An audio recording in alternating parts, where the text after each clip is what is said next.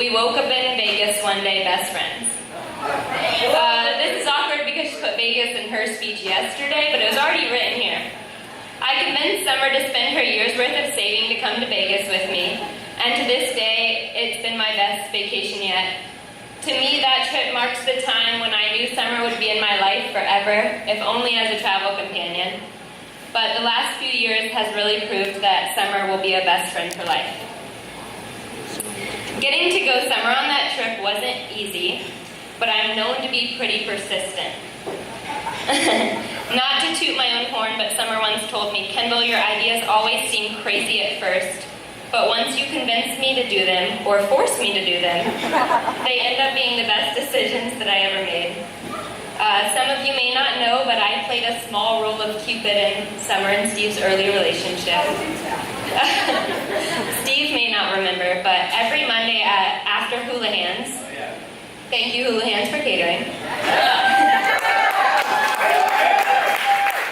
we would go to lunch every Monday after Hula Hands and talk about the week's gossip and make silly confessions.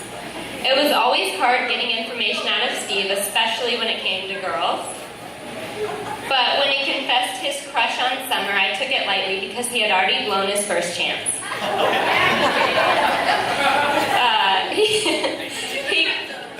He quickly revealed that it was more than just a crush, and so I took it seriously and forced someone to pick up Summer's shift and kidnapped her for a pumpkin carving party.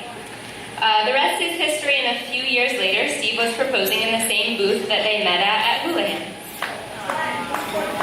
I've now seen these two make mature sacrifices for one another, and they will continue to take care of each other.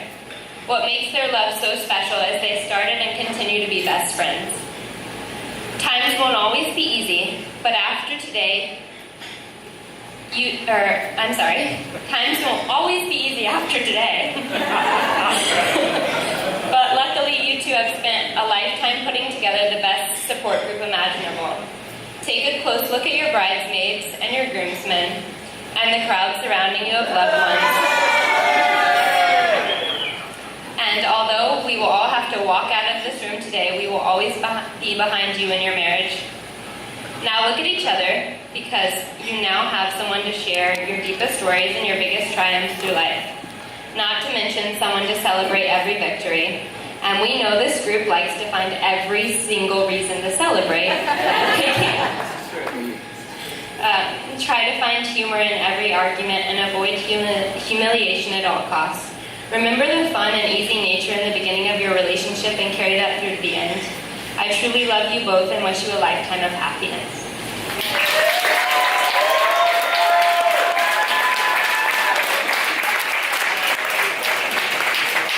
Hey, give it up for Kendall.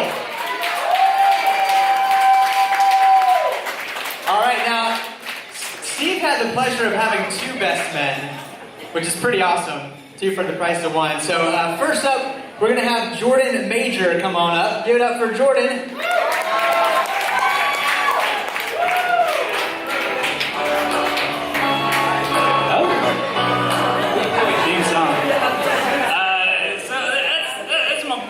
Friend Steve there. He's an awesome guy. We had this rehearsal dinner last night, and he gave us these super cool, all his groomsmen got these really cool groomsmen gifts. And it was a drawing of the cover of a comic book. It said groomsmen on top. And he had all of us drawn in superhero outfits. And in classic Steve form, all the men around him were in these Superman outfits, and then he was just in plain clothes at the bottom. And it's just so typical Steve to put his friends before himself. He really puts others before himself there. And he's... I'm going to have to break out my notes.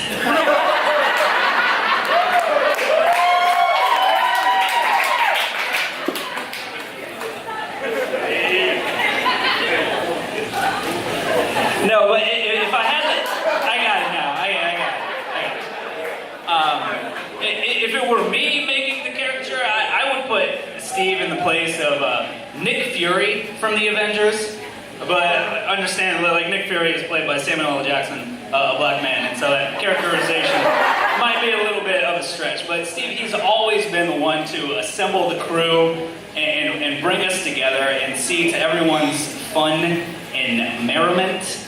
And he's just committed to a fault to seeing to everybody's happiness. I mean, this wedding is another prime example. The thing that Steve was stressing out about most is just creating the path of least resistance for everybody to be here and his groomsmen. And he is just a really, really committed cat. And I've been classmates with Steve, then we were co-workers, and then we were teammates and roommates. We've been through a lot, and he's an amazing guy. You know that he's impossibly quick-witted. I wish that he had his wits. And he's just a really committed dude. And unfortunately, it's not me that's marrying Steve. The Supreme Court had other plans for us. But Summer, she is a worthy opponent for Steve's heart. Meeting Summer has just been a trip, and hanging out with her. She is so fun-loving. She is a wildly colorful person. And she put her in the most monotonous of circumstances, and she will find the fun. She gets right to work finding a game to play, or finding an insect to be friends with, or an inanimate object to play with. When we went to New Orleans, we're just walking, like, just regular walking. And Summer's like, everybody, look for money. People drop money everywhere. Just look for cash. And so everybody got to work, and sure enough, like, we profited walking down the streets because of Summer's looking for money again.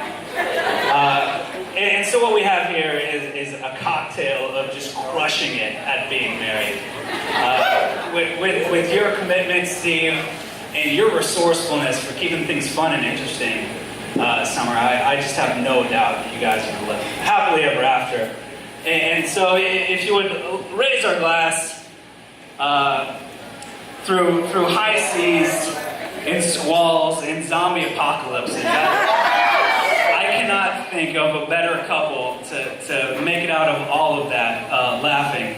And we all got your back. To Steve and Summer.